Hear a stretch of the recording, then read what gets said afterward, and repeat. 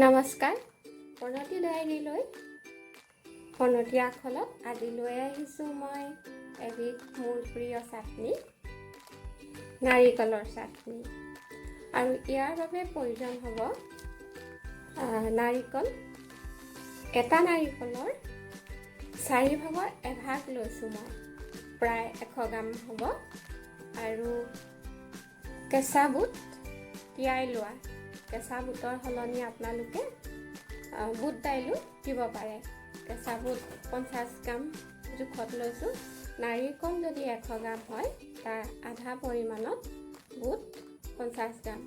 কেইখিলামান নৰসিংহ পাত আৰু 3-4টা কেঁচা জলকীয়া আৰু এটুকুৰা আদা আৰু ইয়াত লাগিব 2টা মাত্ৰ তেতেলী গুটিৰ পানী তেতেলী গুটিৰ পানীটো মই পনীয়াকৈ উলিয়াই লৈছোঁ এতিয়া এইখিনি মিক্সাৰত সকলোখিনি একেলগে দি ব্লেন্ড কৰি লওঁ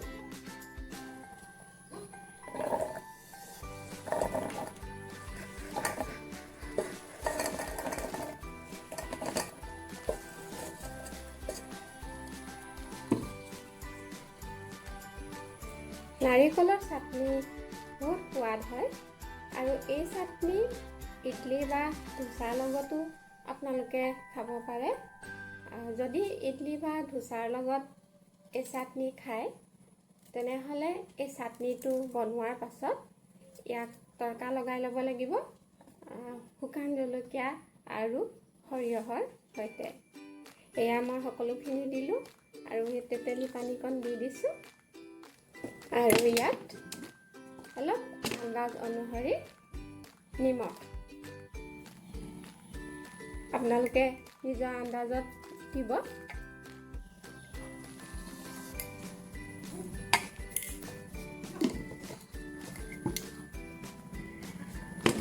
আৰু ভালদৰে চাটনিখিনি পিচি যাবৰ বাবে মই অলপ পানী মিহলাম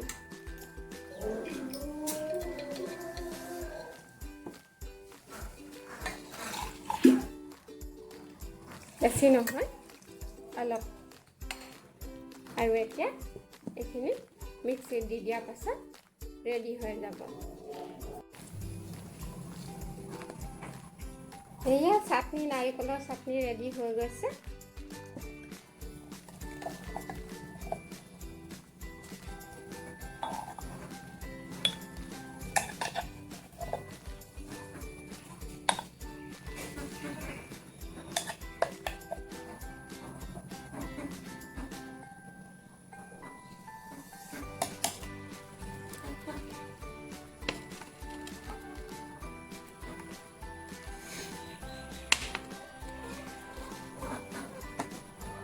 অকণমান টেষ্ট কৰিছোঁ